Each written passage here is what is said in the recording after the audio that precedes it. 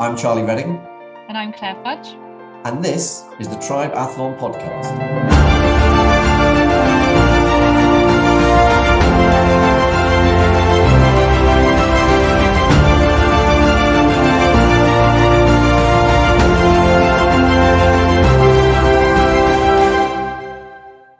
I start to see things, rock formations start to appear as things that not a crazy like pink elephants and things. Just my mind starts to play tricks on me. That was James Poole, and this episode is Pushing the Limits, inside the mind of an ultra runner. James Poole is the founder of Advent Running, an ultra runner, Ironman, and lover of the outdoors. He's run some of the world's most prestigious ultra races around the world, including Western States, UTMB, TDS, TGC, God, how many acronyms can we use here? And so many more. And he holds the FKT for crossing the Balearic Island of Mallorca on the GR221. So Claire and I really wanted to get an understanding about what drives James, and we wanted to chat to him about some of his strange hallucinations while he's been exploring the world through ultra running, the incredible locations that he visits for ultras, places like the Gobi Desert, dealing with the high and low temperature races, and also the long-term health impact of ultra running and endurance sport. So I know you're going to really enjoy this interview with James Poole.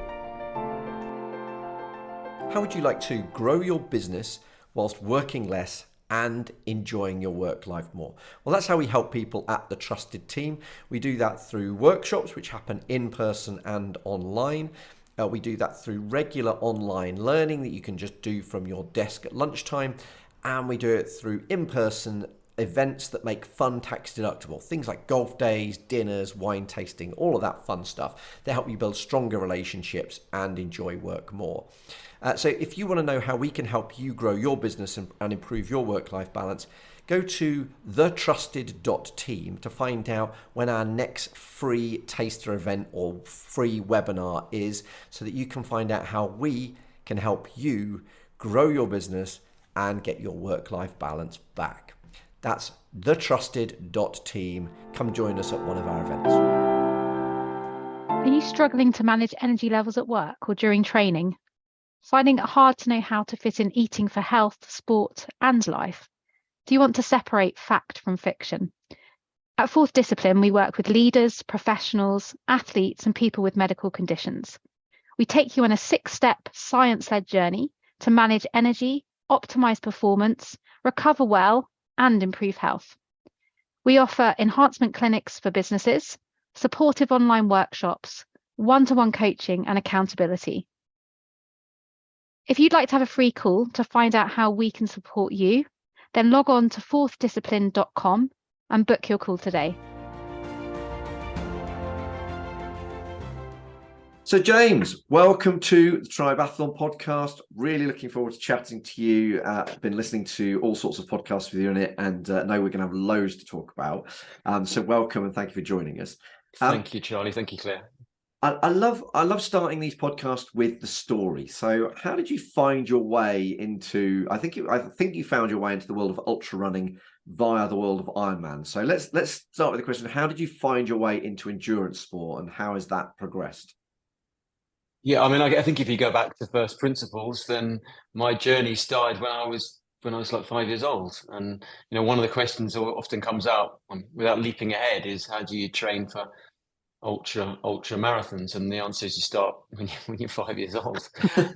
We obviously you don't have that in mind at the time, but when I was a kid, I was always active, always outside. I remember my school sports day and having getting silver or something in probably some sort of, it felt like a long way at the time, but probably it was about 30 meters, and loving running from kind of that age, 3 or 4, 5 years old. And then over time, just spent my youth riding bikes and roller skating and running around and doing things a lot of kids did and do.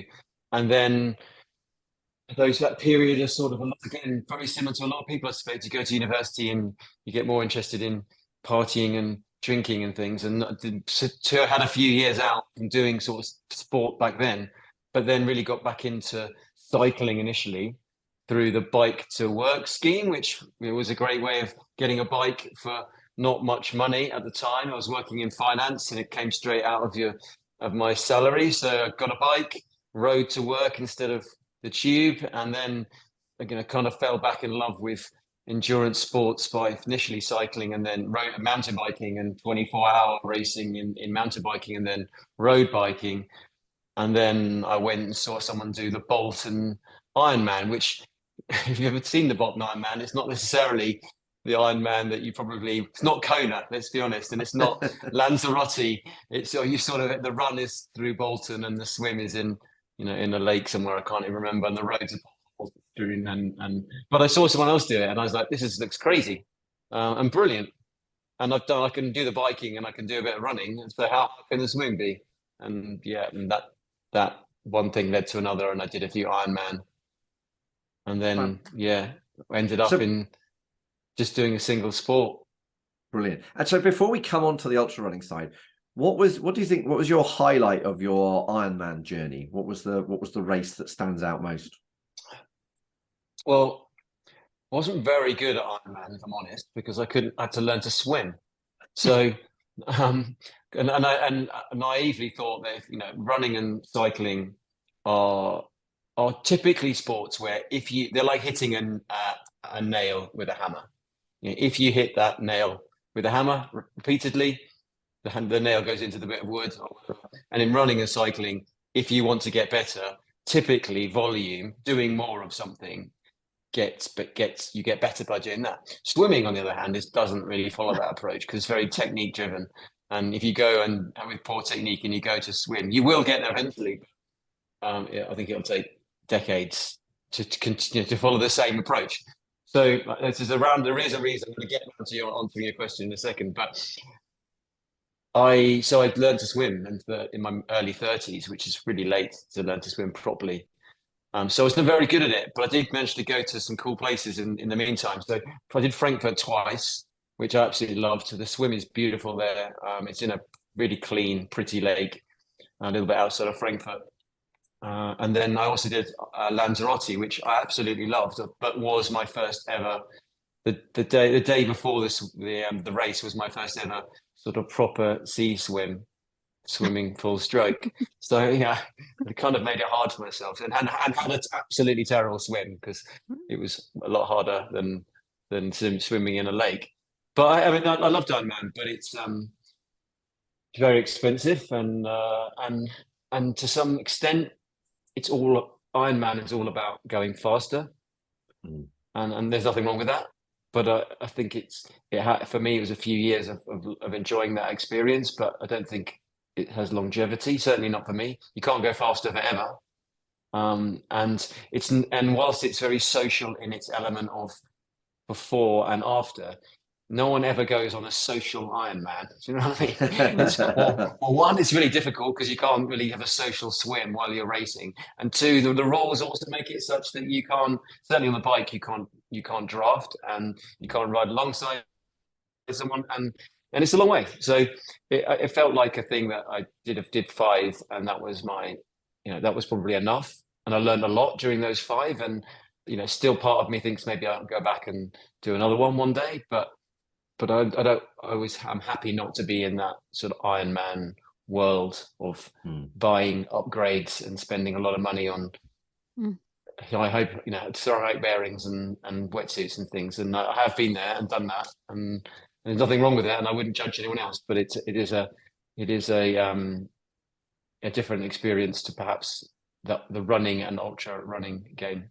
Yeah, and I think we'll come back to this topic of kind of athletes doing the same sort of things that you've done and moving towards the ultra world, or kind of more extreme and kind of off the beaten track endurance sport. But what was it initially that took you into? How did you first get into ultra running, having kind of done the Ironman? Well, and the reason sort of mentioning the Ironman makes sense is because I realised I was a pretty good cyclist, and certainly from the mountain biking 24-hour pairs events where you ride on a relatively short course for 24 hours, and it's when there's two of you, it's actually quite fast and quite furious, and you ride 24 hours, and used to do quite well in the UK on those things, and realized my biking was pretty good and my running was pretty good, and obviously I had this swim deficiency, which meant spending a lot of time in the pool, which I wasn't against, but I don't really enjoy going to the gym, and I feel like going to the pool is like a wet extension of the same thing. You go down there and you follow a black line, and if you want to get better at swimming, you have to do 20,000 meters a week or something realistically to lose the sort of time I needed to be more competitive. And so I looked at running, and running's probably my strongest. If maybe my biking's stronger, but running was I was a bit time poor. I was working in the city in London, and I suddenly thought, well, if I can do 10 hours Ironman, what if I just ran 10 hours? Maybe that can't be very hard, can it? And the answer is it's much harder to run 10 hours than to do a 10-hour Ironman, but also quite addictive and quite fun. And I've been doing it for a long time. So when I started doing them, there was less races, the fields were smaller.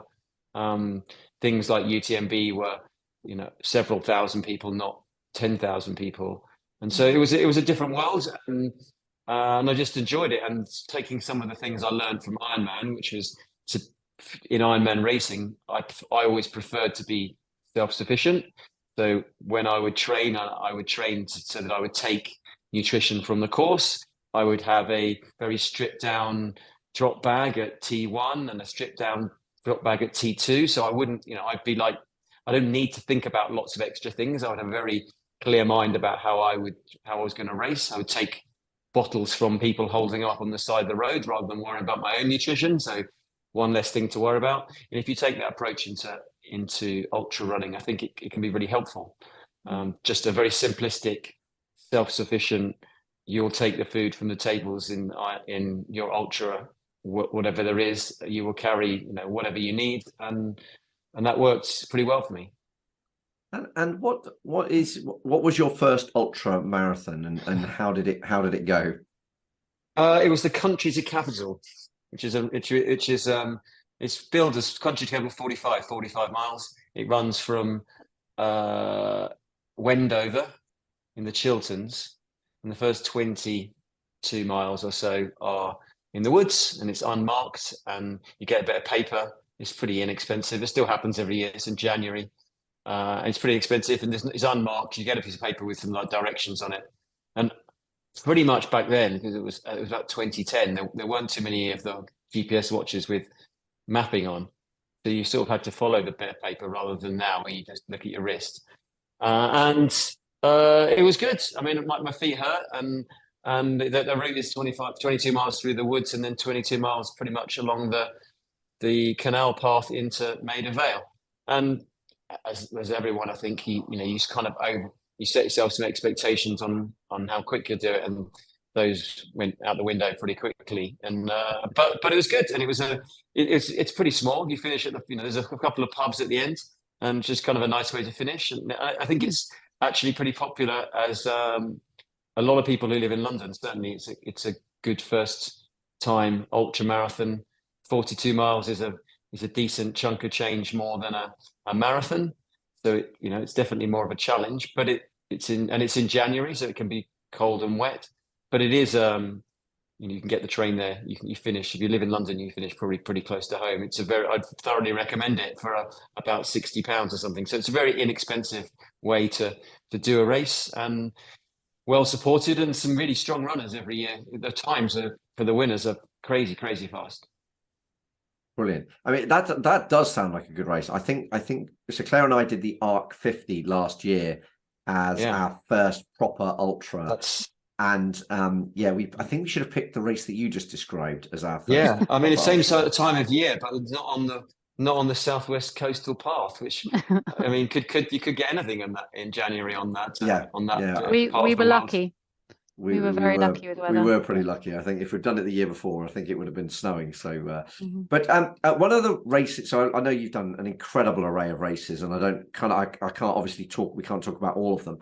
But one of the ones that intrigued me most was racing in the Gobi Desert. There's something that we've talked a bit about this on the podcast, whether it's the Namib Desert, obviously Marathon des Sables come up many, many times, but the Gobi Desert sounds awesome. So describe to us your kind of the amazing experiences you've had in the Gobi Desert, but also perhaps sew it in with, there's obviously that prompts the safety conversation around racing in that sort of part of the world. So tell us about your experiences there. Yeah, the Gobi Desert was, as you said, was as amazing as it sounds, and I was actually meant to go back a second time, and it didn't happen. But if anyone gets a chance to go in, there's not many races there now, given the changes of endurance sports in China after the tragic deaths of a number of athletes a few years back.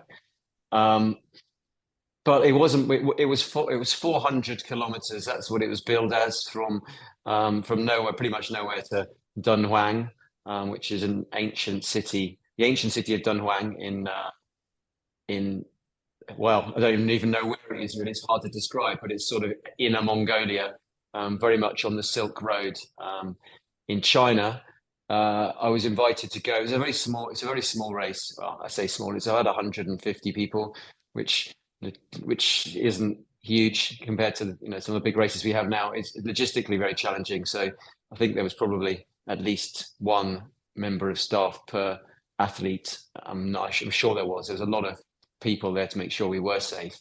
It wasn't my first rodeo into and I should clarify this, single stage multi-day ultra marathons, opposed to a marathon des Sables, say, where the day ends when you cross a finish line and you go to a camp and sleep. This is, the clock doesn't stop. If you go and sleep, the time continues.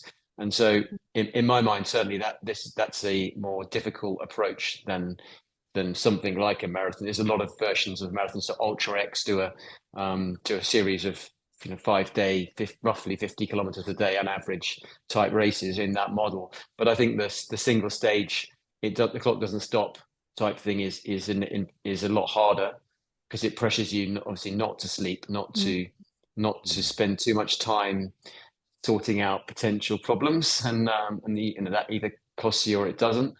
But it was an incredible race. It was very, very dry, as you'd expect. It was very cold at night, much colder than expected. It wasn't a sort of, I think the pictures of Marathon des Sables everyone knows, the big sand dunes and the cockerels of sand as people jump off the sand dunes. That is not like that in the Gobi Desert. So there is a little bit, but largely it's very, very rough rock, sort of fist-sized boulders, largely that are very, very rough. They eat your running shoes for a pastime. But yeah, the race started, and there were a few of us. There was a couple. There was another British guy, Nathan, and then mostly Asian, Chinese runners. A few Europeans. The women's winner was from Iceland, but it was mostly Chinese. It's quite difficult to race in China, even now. And back then, it was equally difficult. You have to have invite letters and permission to enter certain places, and that all takes time, and obviously a visa. So it took a lot of organization, but it was off the back of doing the Trans Gran Canaria 360, which is a 265-ish kilometer race on Gran Canaria. So I did that in 2017, and then raced the Gobi Desert in 2018. Brilliant. I mean, it does sound like an awesome place to go race, and I can understand the pressure of that kind of not sleeping. What I couldn't quite get my head around was the swing of temperature that you seem to get there. And I mean, you've probably raced other places where but that I mean, you mentioned briefly how cold it was, but can you tell us how you dealt with that swing of temperature, whether it's the Gobi Desert or elsewhere? Yeah. Well, I mean, I've raced a few deserts now, and they do have that same characteristic, which is, largely speaking, very hot in the daytime and very, very cold at night. The Gobi Desert combined that with a lot of altitude. So there's the highest point, and I think it was all above 2,000 meters, and the highest point was above 4,000 meters. So, the scientific calculation is, for every 100 meters of increase in height, you lose 1 degree centigrade. So you know there's going to be a 20 degrees difference between 2,000 meters and 4,000 meters plus, and this is true of other deserts, is the wind, that is probably more of a problem than the altitude. Certainly in the Gobi Desert, once you get up high, you get not far, well, not far, but some thousand miles from Tibet, but the Tibetan plateau with really big mountains in the 7,000 and 8,000 meter height. Those are covered in snow all year round, and they pull cold air down onto the plateaus. So what you end up with is a situation where you're running. There's always a wind, and that wind is always cold. And I can't remember which of the many famous Chinese prophets or kings or talked about the wind in the Gobi Desert cutting like a knife, and it absolutely does that. So in the daytime, you can be running along. And to answer your question more specifically, there was a quite demanding minimum kit for Gobi Desert. They were very conscious about looking after us in terms of our health, our well-being. But they did, and we had to have 4-season sleeping bags.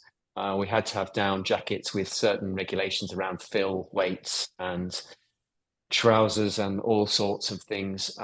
So I had a 25-litre pack, but it was absolutely jam-packed with down, of which I ended up wearing most of it most of the time, as in the reality, because even in the daytime, and it was cold enough that a down gilet and a down jacket was often what I wore, and running tights, of which I hate running tights, and anyone who knows me knows that it has to be absolutely minus something horrible for me to be wearing anything other than shorts. But yeah, 4 days in shorts, in tights and down was pretty much what I used, and that's been the same for the speed. And we're going to talk about the speed project later on. But yeah, again, the same thing at night in the Mojave Desert, very much the same, cold winds and cold temperatures. So, and to add to the thing is that you don't move very fast in a lot of these races, or at least you don't move very fast after the first day or two.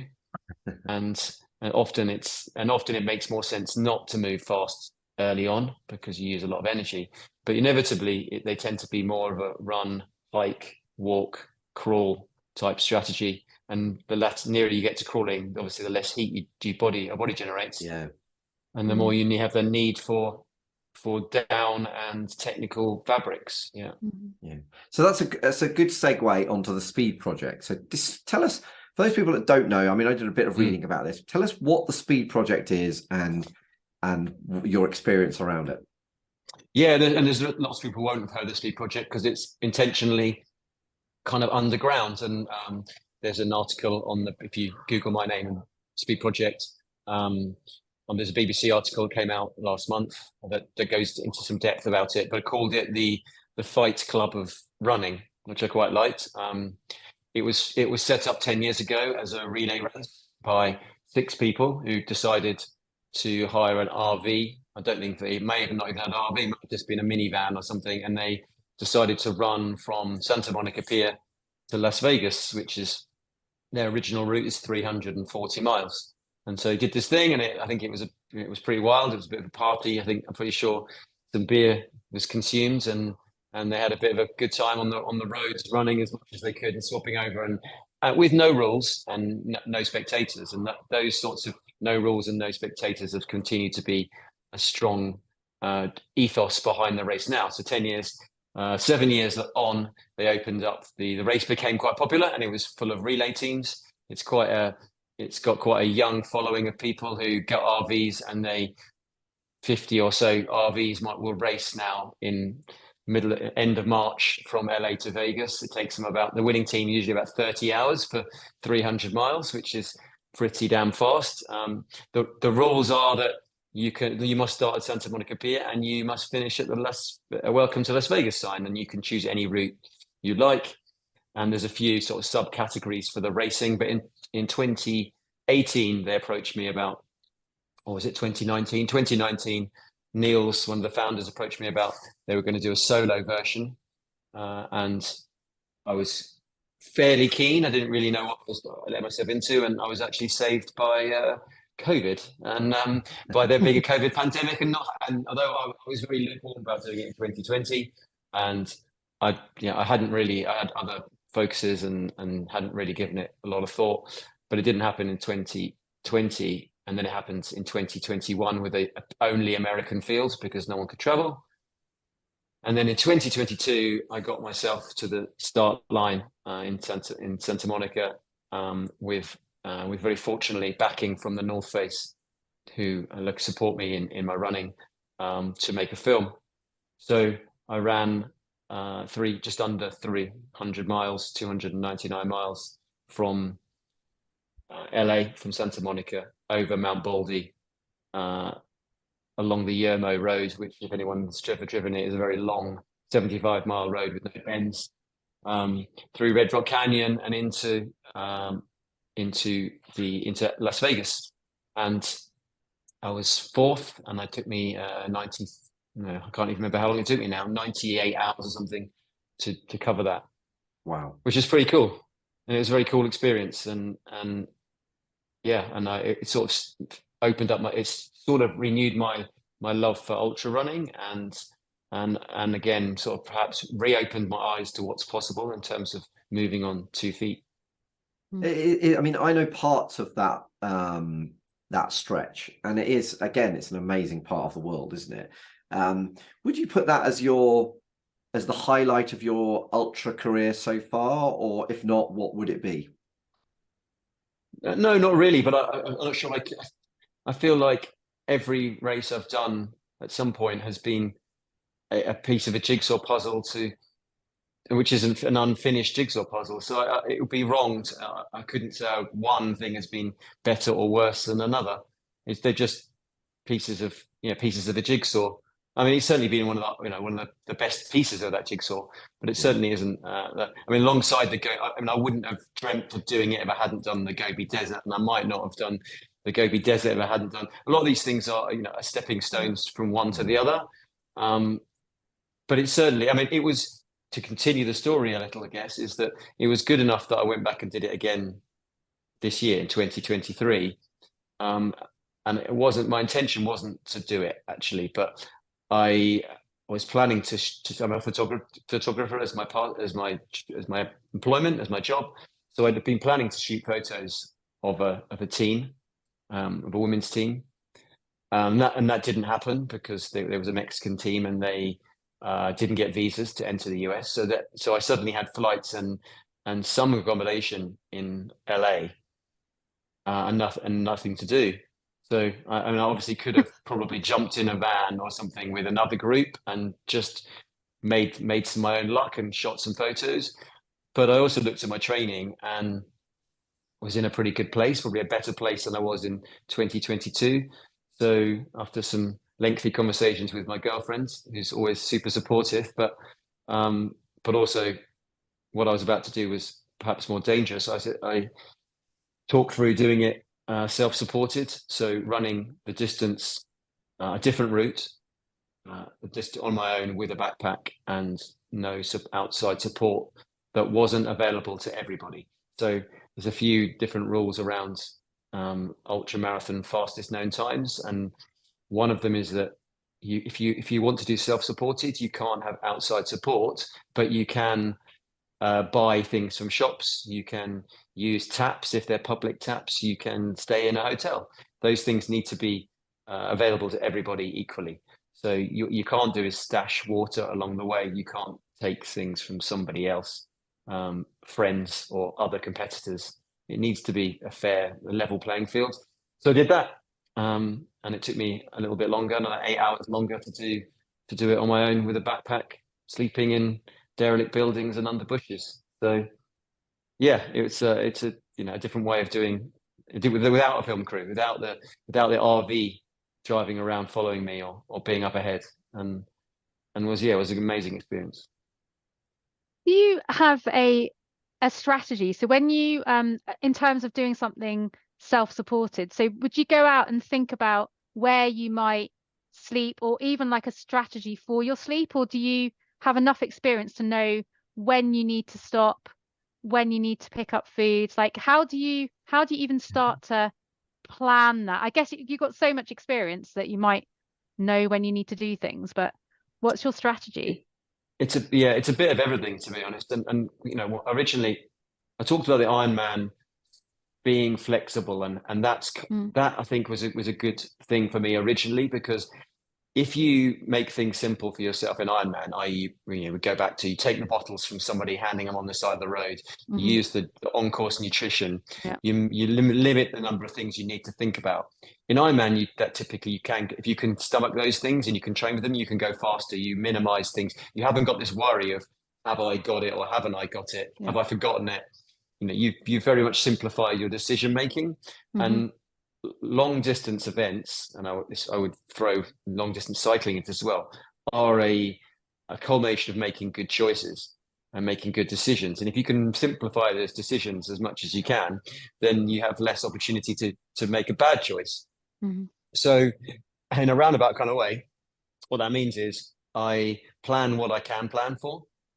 So, for instance, when I did the speed project last year, 2022, with the film crew, I wanted to go and have the venture of a lifetime and go over Mount Baldy and do the mountains, and I planned that all because we had a COVID pandemic from where I am now in my flat in East London, using Google Maps and Komoot and Strava and everything like that, and some people who lived there and I spoke to.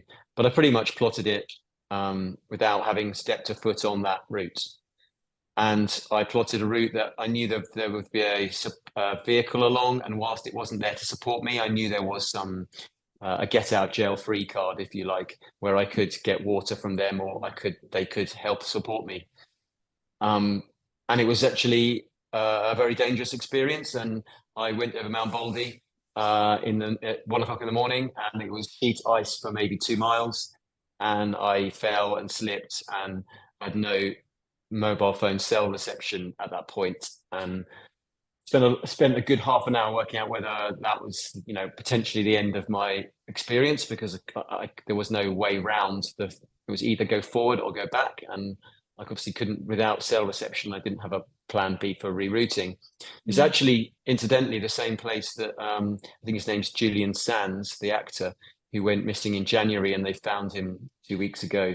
That's where he went missing in January, and obviously sadly died. So it was in the same stretch where he was. I didn't know it was as dangerous as it is. It is high and icy, and in March it was very, very treacherous. So it's a long way around of saying you can plan for what you can plan for, and Mm. that's what I did this year. The difference being is I now knew that with the snow they've had in California was completely out of the question, but also I need to stay near some civilization for food and water. In Mm. 2022, it was 40 degrees in Death Valley, and I was again the fortune that I had a film crew, because there was, when they appeared, there was an awning and I could get some shade under their vehicle. I obviously this year I thought it was going to be the same sort of heat, and so I needed to find ways that were going to be relatively close to civilization. So I followed a route that was fairly similar to the route that most people follow. It's called the OG route. Um, I followed a hybrid of that, which meant I was only ever about 35 to 40 miles away from a gas station or a motel or a small town. So I Mm. could always, so in reality, would always be 7 to 8 hours away from maximum from somewhere to get water, assuming it would be open, of course. So it's a very long-winded way of saying it's a case of planning what you can plan for. And then Mm. in terms of sleep, I don't know if there's a wrong or right answer. And this year, I was much more disciplined with sleep. And my aim was to run 300 miles in 4 days and to run 75 miles a day and sleep. And what I did in previous times, both the Gobi Desert and Speed Project last year, was to run 75 miles and then realize I'd done it quite quickly, relatively speaking, and to push on and to say I'm going to do 105 miles today rather than 75 miles because I feel good. And Mhm. I don't think, and so I decided. And then what happens is you get 140 miles in, and you've had 2 hours sleep, and you can't. Again, going back to making good choices, you can't Mm. make good choices because you're so tired. Mm. You can't and your body stops functioning in a very, in a good way. So my plan this year was to do 75 miles and then sleep, and I did that. And bizarrely, I started at 4 a.m. and at 8 p.m. I'd done my 75 miles. So I pulled out my emergency bivy bag and I had for this year I have an amazing down jacket and trousers that instead of a sleeping bag, so I could wear them at night if it was cold, and then I wouldn't have to carry extra.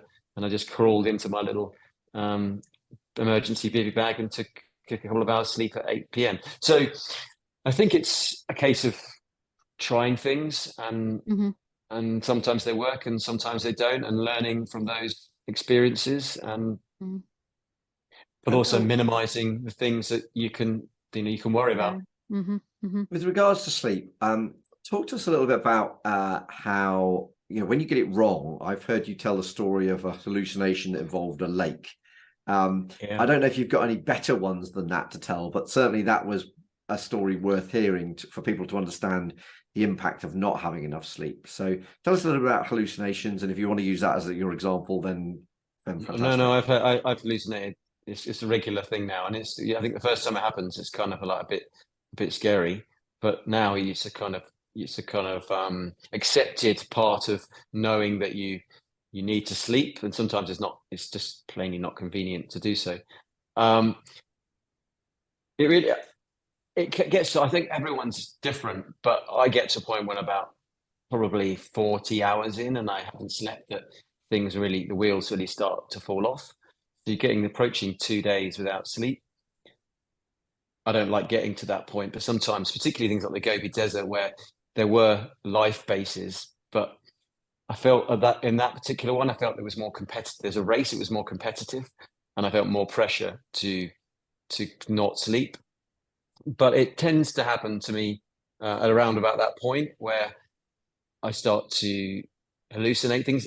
Even in the daytime, I start to see things, rock formations start to appear as things that not a crazy like pink elephants and things. Just my mind starts to play tricks on me, and light and shadows and things start to create images in rock formations and bushes and things. Particularly as it starts to get darker, and you start to shadows and things start to make the terrain more interesting to look at, but gives it perhaps more depth of field, more texture. You start to see things appear, and I think sometimes it comes down to also a desire to see people, and especially if you've been on your own for a long time, the idea that somebody up ahead, that you're one of your crew or something. In case of the Gobi Desert, it might be a tent or something in the distance, or Speed Project, it was the film crew. But it rarely is. But as you get into night, it tends to get worse. The Speed Project last year, I mean, the part of the area goes when you're about halfway along, goes through. In my route last year was through a lot of military US naval bases, and there's always talk about it's like Nevada and the whole aliens thing, and so you have this kind of like loosely in your mind this idea of restricted airspace, and there is on the road to Vegas there is alien jerky shops and things, and they obviously make a big part of this whole thing. And last year I saw lights and things in the sky, and I was running along, and I'm pretty certain that I was expecting to meet a police car further up. I was on a bit of dirt road. A lot of the roads you run on are service roads for power and water out there. They were often the old roads, but now the freeways are in place. That a lot of these roads are now closed to all traffic apart from electricity and water vehicles. But you do go through these things, and there's big wire fences either side of you on a sort of 100-meter wide sort of channel of rough bushes and things. And I was convinced that I saw red and blue lights running perpendicular to me in the distance, and I would come to a junction and there would be a police car, and I was kind of expecting to see this because I could see these lights moving across in the distance, maybe a mile away. And I carried on running, started to think about what I was going to say when I got stopped by these police, and I thought maybe it's military police. I am running with a head torch in a restricted space, I mean, legally, but obviously, expected someone to come and say, what are you doing out here? And I ran, and then there's bushes and like shrubs, and then I got to this junction, and I looked, and no police car, nothing at all. And then 5 minutes later, would swear I was being followed by lights in the sky, maybe 50 meters above me. And maybe it was a drone, maybe it was, but your bright brain starts to whir about different things. And uh, hang on, bear with me 1 second. Uh, so your brain starts to just whir, and you start to see stuff. And I kind of regret in some of these things not getting my phone out and like filming this stuff. You don't think about it at the time, but like that's probably what I should do, because it would settle the answer. Was I seeing things, or was it actually real? And so and then you have a little bit of a sleep, and it tends to sort itself out. And then I mean, certainly Gobi Desert, the bridge version is I thought I was on a frozen lake and climbed over things and boats and things, and I was so tired. I had a sleep. I think I had 7 hours sleep. I actually had hypothermia as well at the time.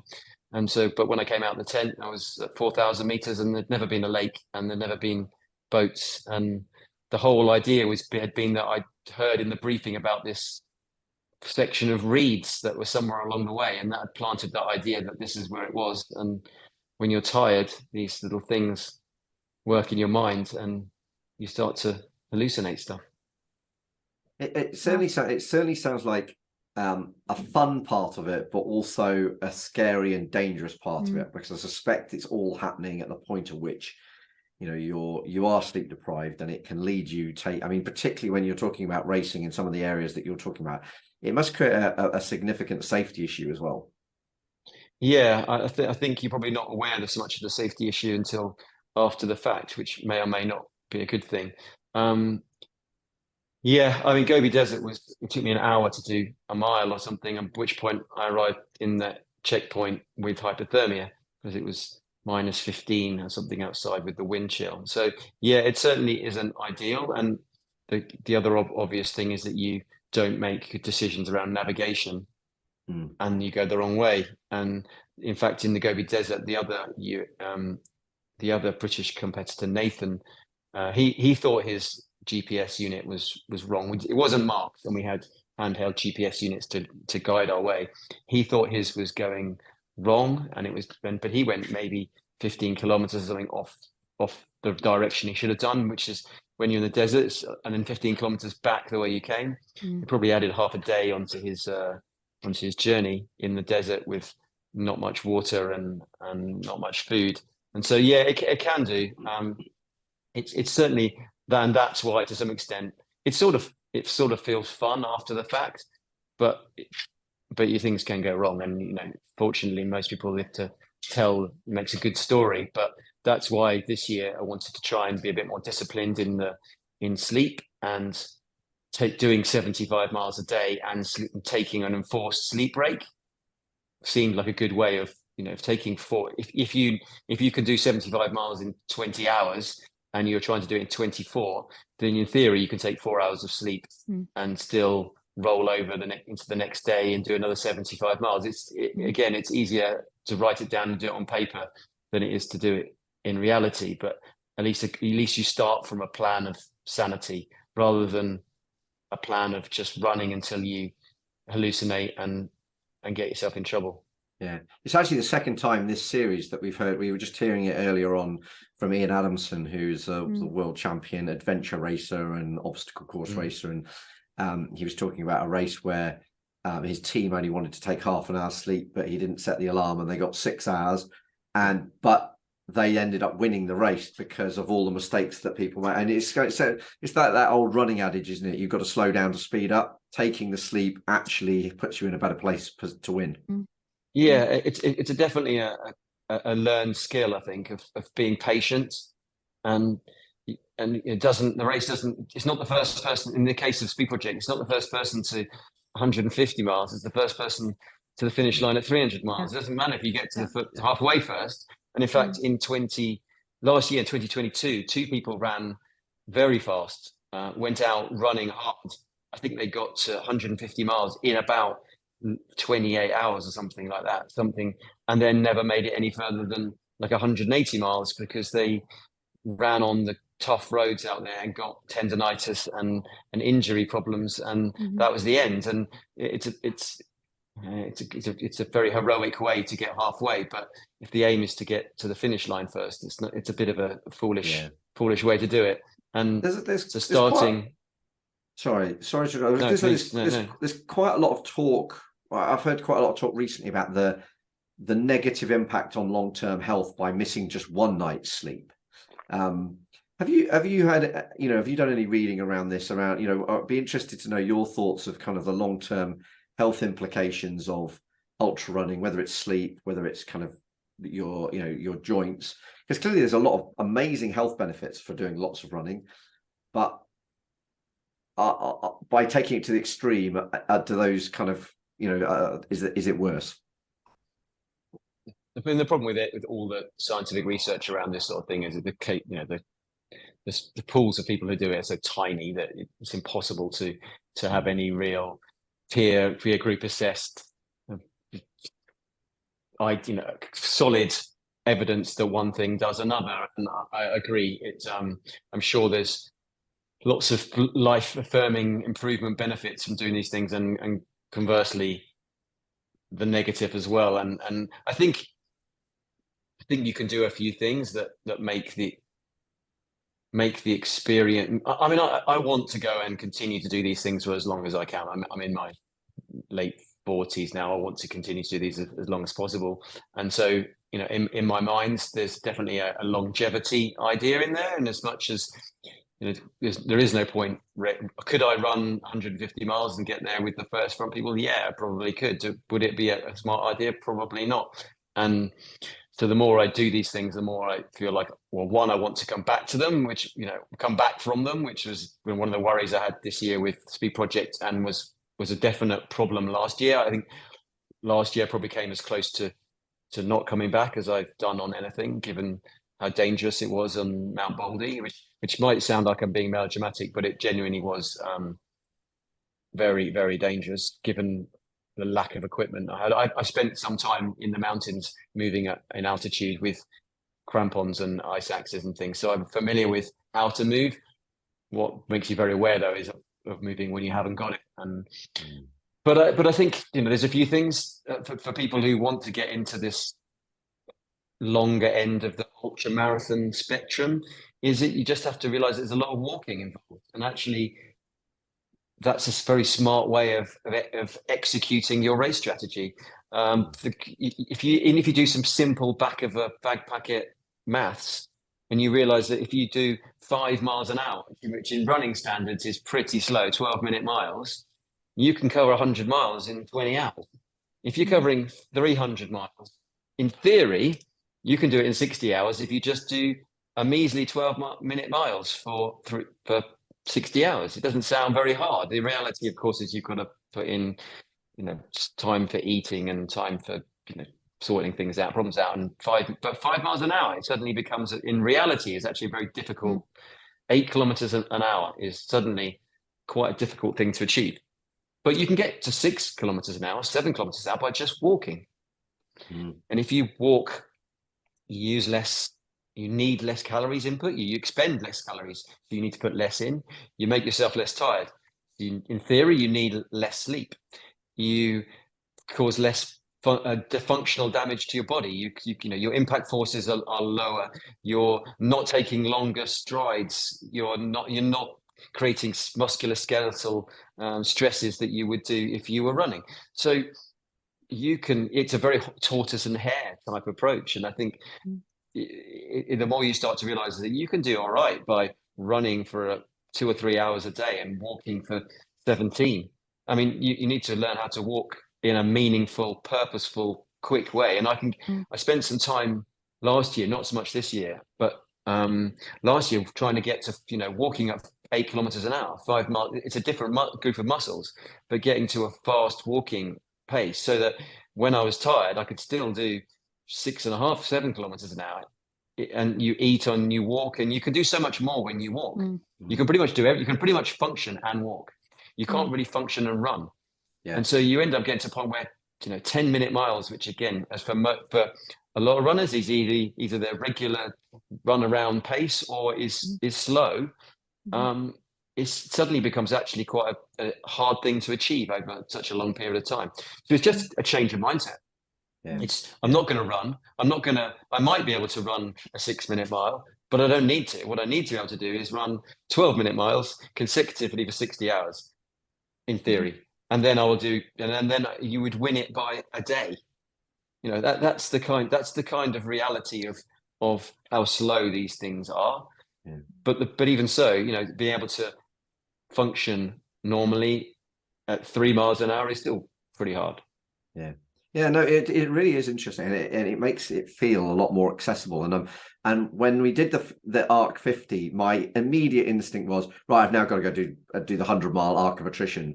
But actually, if we walked more of that, that would seem far more achievable. But it's a running thing, and like every runner, you know, when you start running, you do some walking, and your aim is to not walk, right? That's running, because walking is not running. So when you start running, the whole function is, I hear people all the time, and it's you know, I got round park run without walking this week. You know, that's the kind of beginners. And when you do a couch to 5K, it's a run walk strategy. So unsurprisingly, walking is sort of the thing is banned in running. But the reality of ultra running is walking is a really smart way of conserving your finite energy source. We all have a finite energy source, and when we train, we can extend that. We can be more efficient, so that the finite energy we can take in, we use by burning fat or burning glycogen or a mixture of the two. But we get fitter, our heart rate beat is slower, we can do more on the same amount of fitness. And efficiency, obviously, you know, of running and mechanics works into that. So if you're an ultra runner, the smartest thing you should be doing is not running, is not fighting gravity. You know, if you're really strong and you're the world's best mountain runner, and you know you can run up 1,000-meter hills, then go for it. But the vast majority of runners, and I include myself in this, can't do that. So the smartest thing would be to use that energy reserve when I'm not fighting gravity either on the flat or on the downhill, and actually conserve that energy to use it in a place where you're going to get more bang for your buck. Yeah. And so that makes a lot of sense. Not to say there isn't a skill in fast hiking, power hiking, and I think that's just the mistake that a lot of people. If you're going to go and do a 100-mile race, an Arc of Attrition, then spend less time running on the flat doing intervals and more time hiking at an effort level that's comparable. You know, at an effort level where you can feel your heart rate rise and work on that as a skill.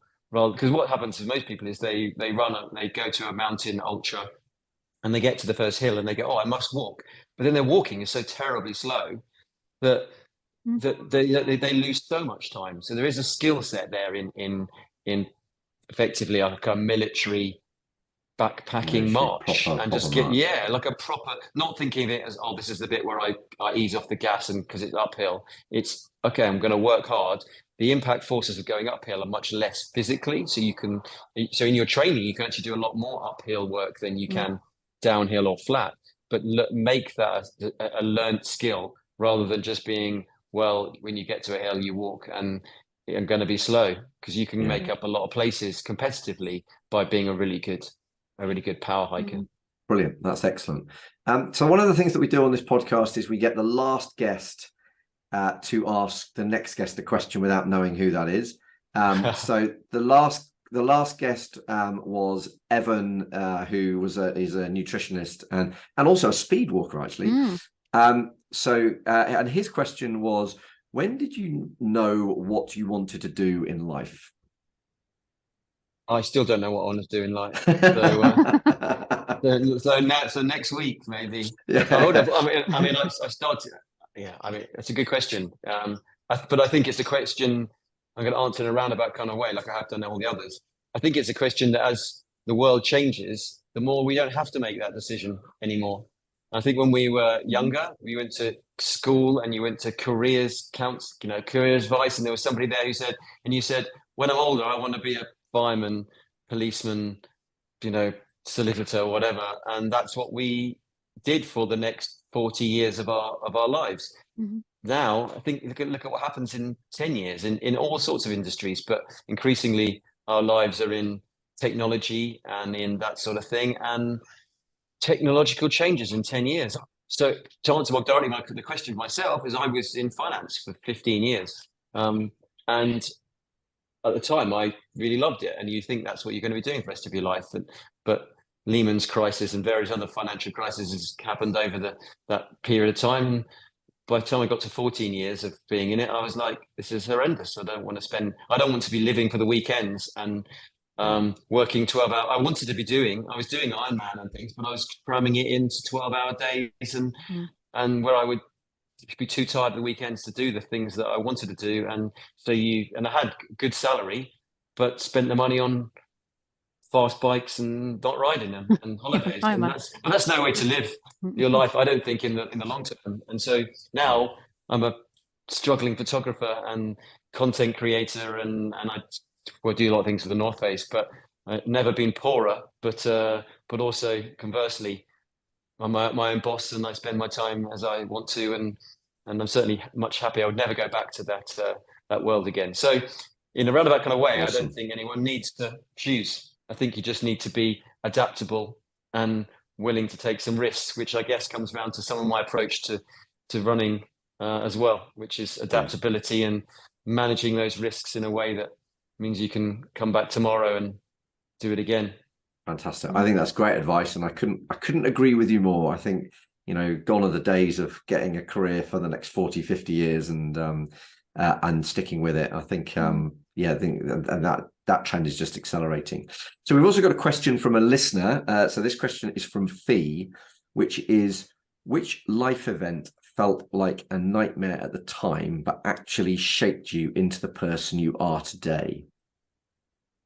Yeah, I mean, it's probably a good segue onto if you do change careers, it feels awful. I mean, I was good at the job that I did. I just didn't like doing it.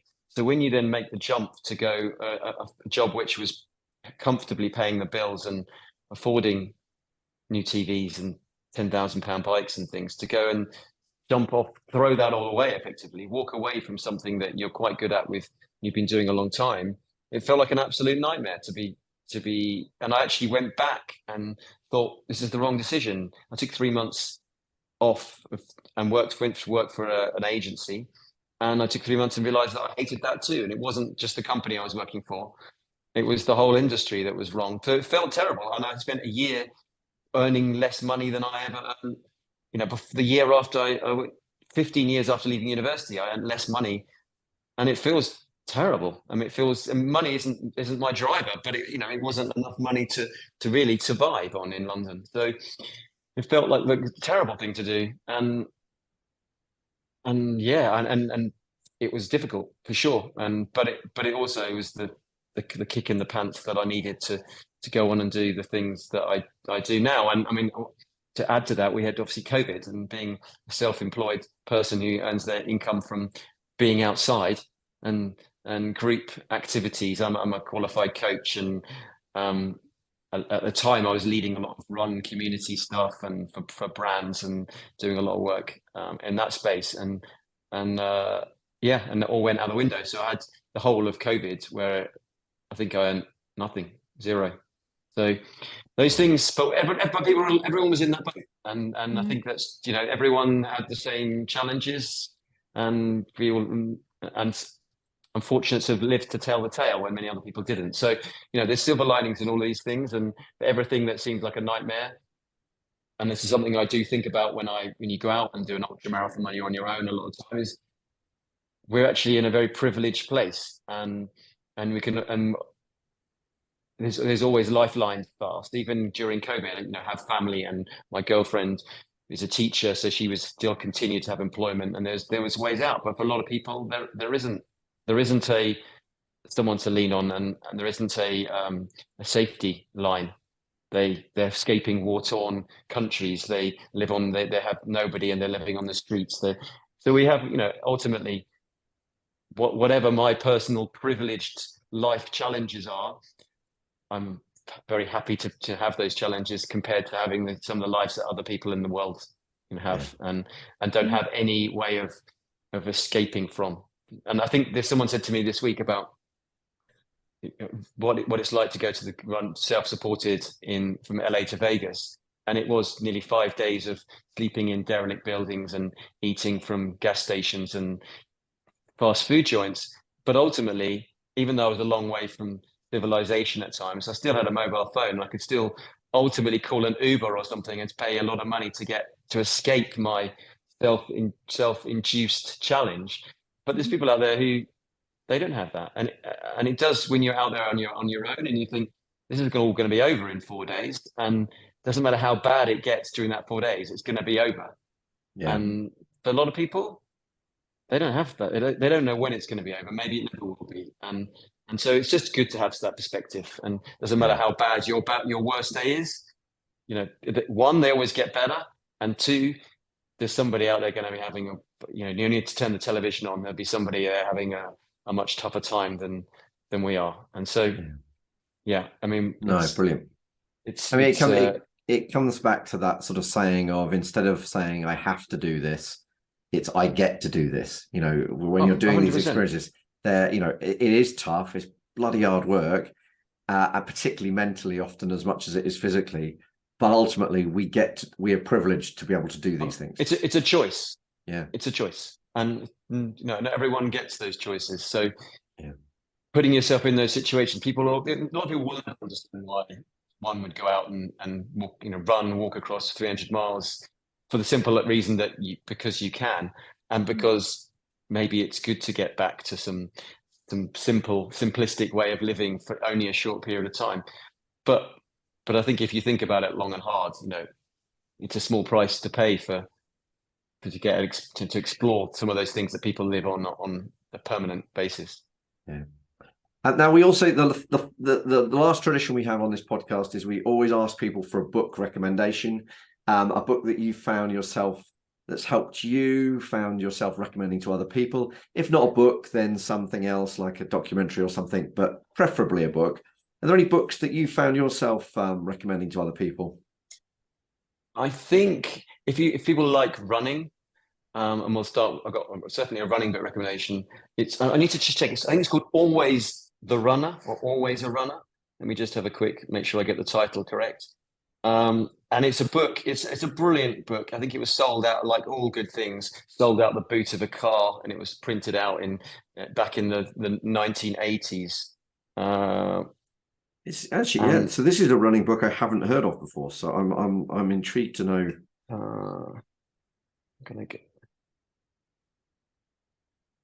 I think it's called Always the Runner. It's awful when you don't get the title correct, isn't it, for the book that you're meant to be recommending?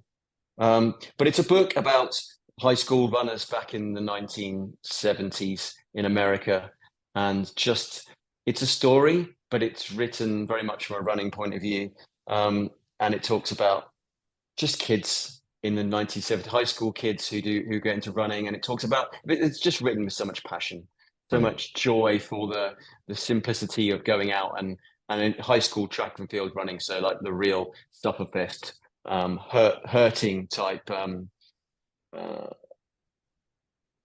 think it's this book called Always a Runner. Yep. So that's brilliant. But also, I guess the other option is for ultra runners is, Born to Run, which is if you've never read it, it's just, it's a fictitious book, but it is based largely on some real facts. And I don't think, I don't think that anyone should necessarily take it as a guide to how to run, but it certainly is a great story. And I think in terms of just getting people into the idea of running like the Tarawera Indians in Mexico, and the idea of just simplistic, basic running off of corn, tortillas and corn beer, and just the idea of sort of that slow pace thing. It's a great story.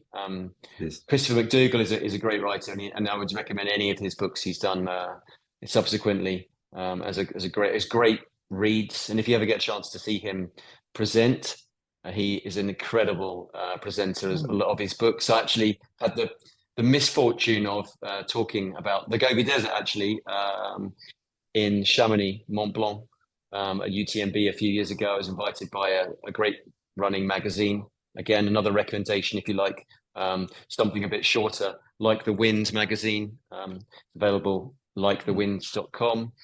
Great collection of generally stories provided by regular people alongside some great athletes. I had the misfortune. I say this because I went on first, and then Chris McDougall went on second to talk about his book, and I was totally upstaged by someone who is a brilliant storyteller, both in person and written. So yeah, I got off and I was like, yeah, I was definitely the warm up act for somebody as good as that. So Chris McDougall, that book, Born to Run, is a brilliant one. It is a brilliant book, and I can't help. I love that. I love that book. It was the book that got me into running. Actually, I started listening to it. It's cliched, and everyone's like, but honestly, if you don't need to, it's a book that you could read without being into running, and that's what. Yeah. Surely that's what makes it a brilliant book. You don't need to be a running nerd.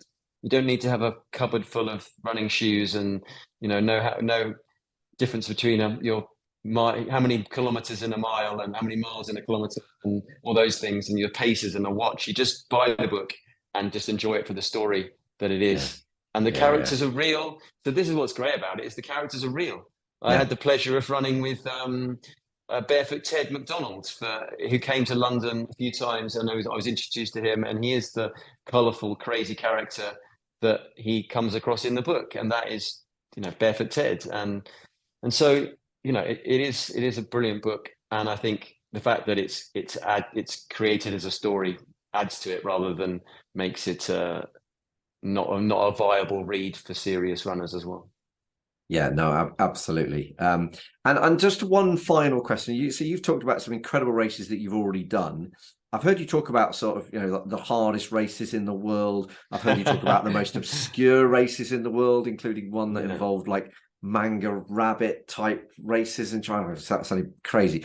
What is the one bucket list race that you haven't done that you kind of that you would love to do? I don't know.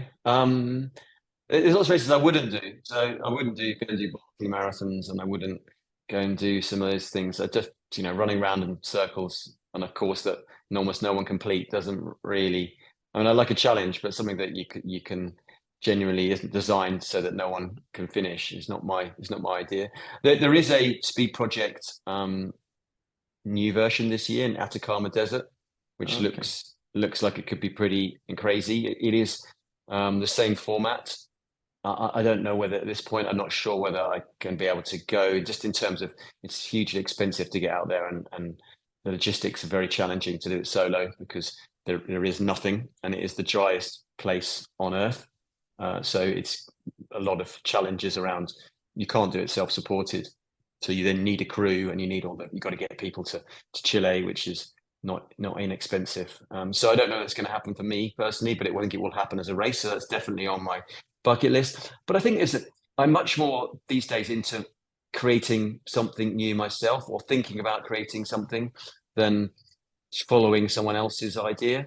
And I'm happy that I know we're getting to the end of the podcast, so this is probably a really good place to sort of talk about my future ideas. But I do think that we have become, and I include myself and lots of people, into this idea that we can only do these things if someone organizes it for us.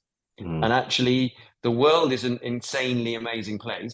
And that includes going out of your door and looking around at the places you see every day, and starting to think a bit more about just using what we have around us. And I said this the other day at a workshop that I talked about, is adventure begins by going left when you always go right.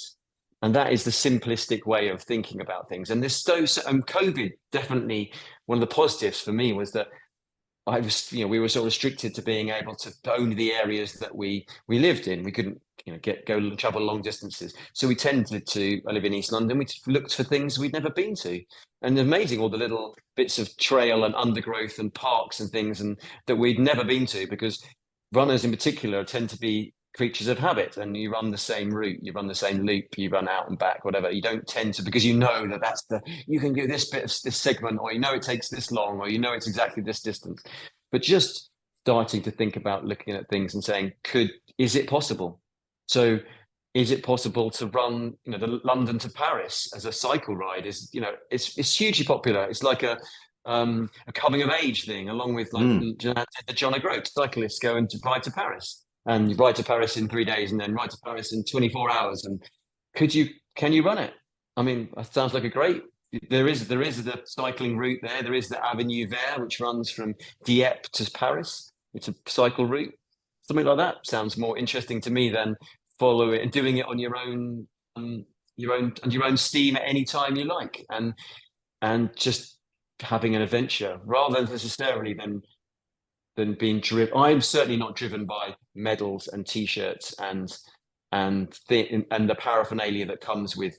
And I'm not. I think I was, and I think it's a very natural thing to be motivated by ticking off boxes and having bucket list races, but also movement. I think is an important part of my life, and so just doing things that make me happy but are challenging.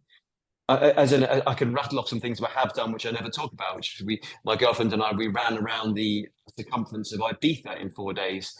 As a holiday, I had the FKT for running the spine of Mallorca, the GR221. We ran around Menorca on a holiday of 50 kilometers a day for 4 days. There's tons of those things you can. We ran around Isle of Man in 3 days. It's just those things to me are more interesting than checkpoints and beating that and coming 29th or 426th or taking 31 hours to do UTMB or whatever. They're sort of meaningless metrics in the whole scale of things if you aren't going to win. Yeah. If No, you're I going to agree. win and you're living depends on it, then you're in a whole different space. Yeah. And if you need to win races, or you need because you have sponsor requirements and you have income that comes from that, then you need to do that. If you're middle of the back of the pack, just making up the numbers but having a good time, and you want that medals and t-shirts and things is the drive of doing it, absolutely brilliant. But if you've done a lot of them and those things are sitting in the cupboard and you never wear them, and then maybe you either stop doing it and you look to another sport, or I think you look for maybe something that ticks, that tickles the fancy, which isn't, if you're no longer inspired by t-shirts and medals, then maybe your own adventures is the way of doing it.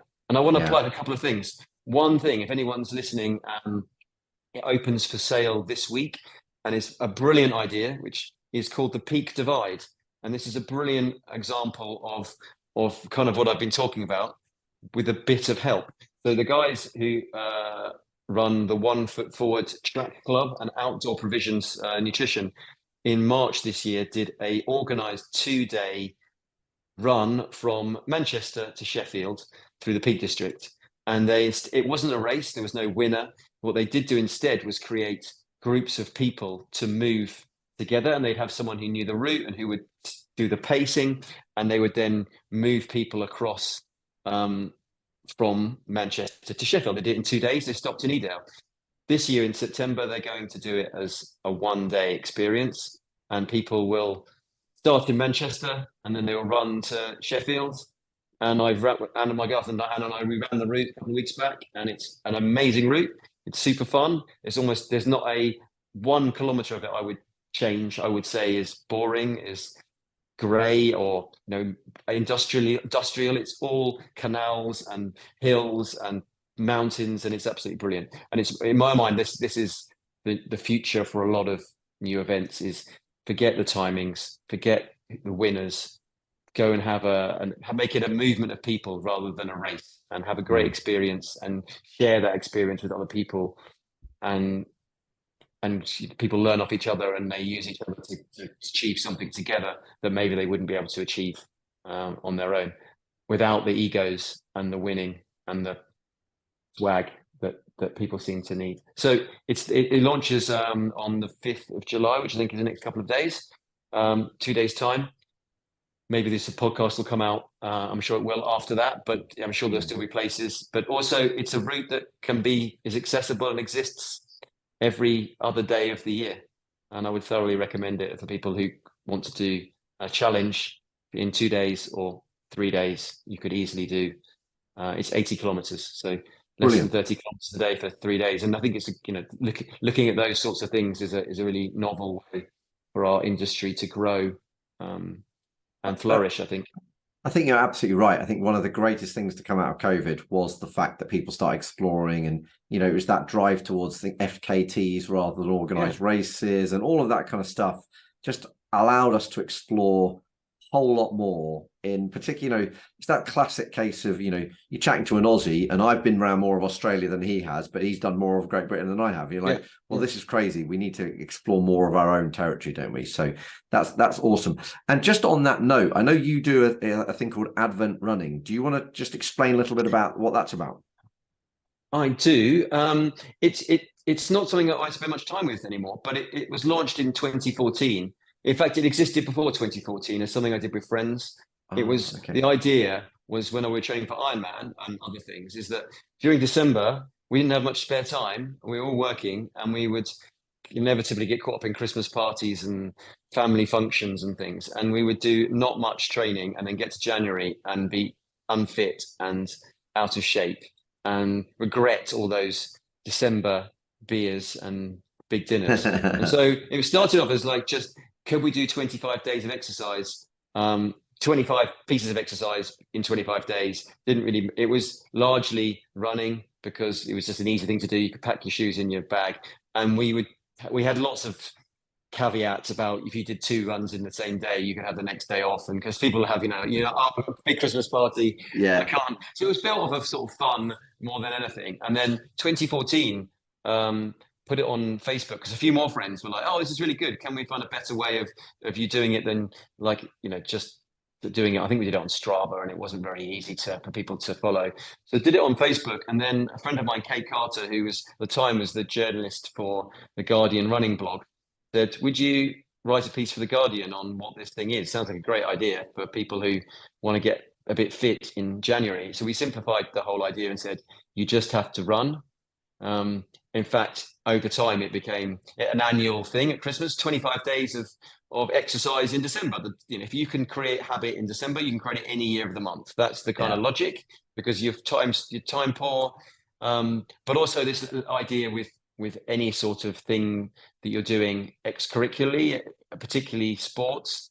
No, we haven't got extra half an extra hour a day in our lives. We have to not do something else.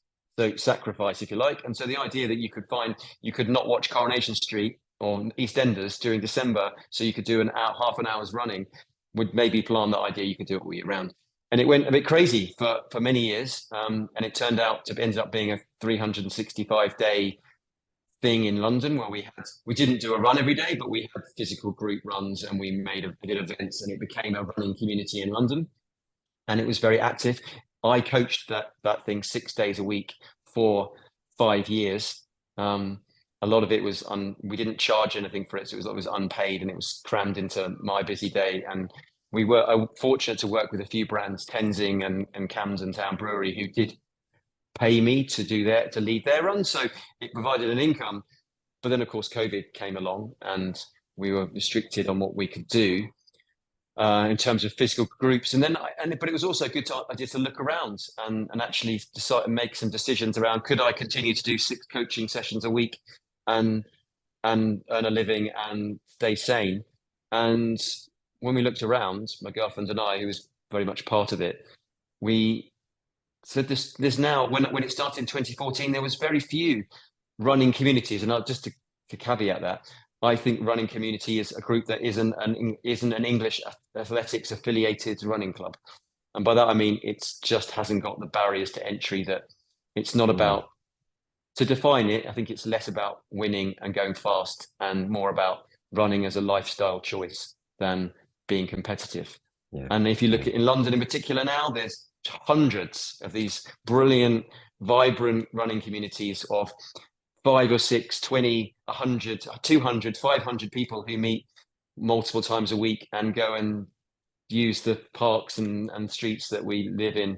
And if you look in Bristol, there's Left-Handed Giant Running Club, which is doing a brilliant job. And you go to Manchester, and there's Track, 1 Foot Forward Brewery Running Club that's got 100 people meeting on a Wednesday. And now there's lots of things. There's lots of of these community groups, and I've been running.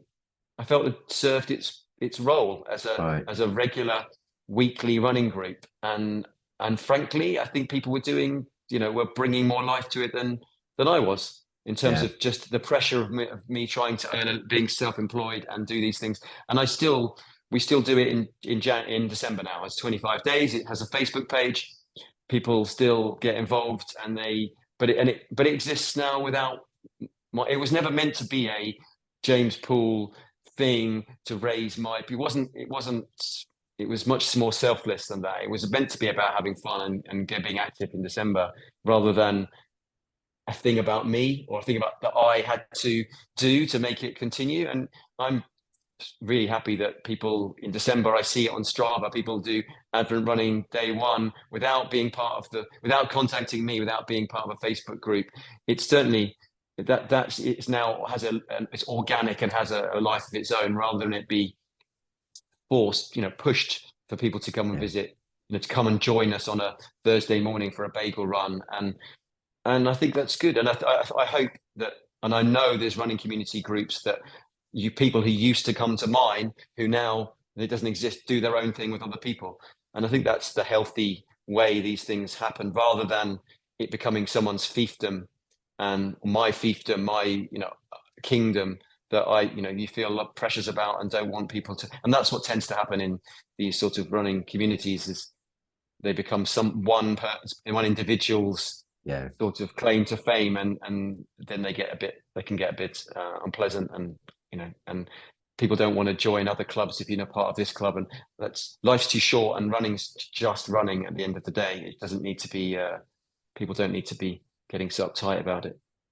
Brilliant. So thank you for asking. It's not probably the answer you wanted, which was I would say, No. yeah, come and join us every week.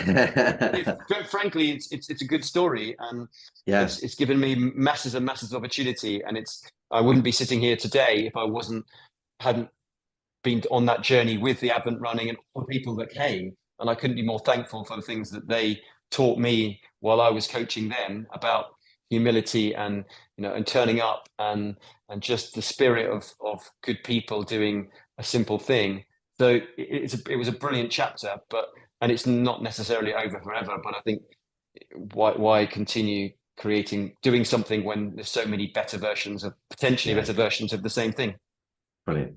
Well, that's fantastic. I now enjoy going to there. It's a really great thing to go along to someone else's group now, and not be responsible for it. Exactly. You enjoy it without having to do legwork. Exactly. Yeah, absolutely. Brilliant. Well, on that note, James, it's been absolutely fantastic. Thank you very much for coming on the podcast. Loads of great stories there. Loads of really inspiring races.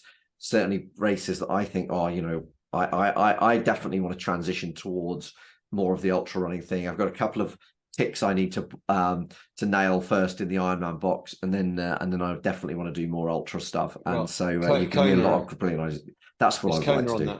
Yeah, that's definitely on the list. Well, if you've got enough money, you just have to buy the 12 now, don't you? And then you can, and then if that works. Well, actually, they've changed the rules. They have changed those rules. It's not quite so easy now, but yeah, no, brilliant. It's been fantastic, James. Thank you so much for coming on, and I wish you every success in the future.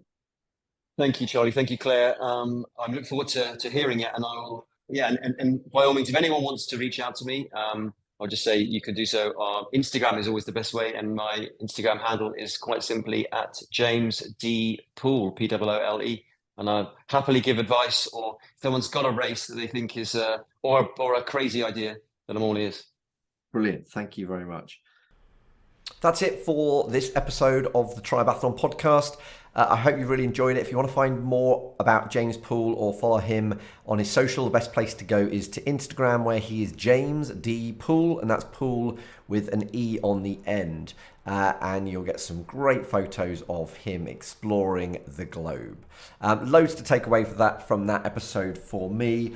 And some really cool places to think about doing ultra marathons. So if you like the podcast, please download it, follow it, share it, tell your mates, comment on it on our socials. And in the meantime, keep on training. If you like what we do at the Triathlon podcast, you've got to register for Tribe Talk. It's It's an email that comes out every 2 weeks, packed full of everything to do with swim, bike and run, but also nutritional help, business coaching and a whole lot more. Whether that's books, videos, TED Talks, apps or technologies, it's packed full of ideas that can help improve your sport, your life and your business. So register for it at tribeathlon.com and you'll be sure that every 2 weeks your inbox is full of some amazing ideas and resources to improve your life. And remember, this episode was brought to you by the Trusted Team and by Fourth Discipline. So if you want to find out more about how the Trusted Team can help you grow your business and improve your work-life balance, go to thetrusted.team. And if you want to find out more about how Fourth Discipline can help take your performance in sport and life to the next level, go to fourthdiscipline.com. If you enjoyed this podcast, please do review it and share it because it helps other people find what we think is really valuable learning lessons from amazing athletes. So please do that. You can also find the whole back catalogue at tribeathlon.com, and you can also find out about the Tribeathlon app, which helps people find events, find people to train with and enjoy their events through their tribe. So check out tribeathlon.com.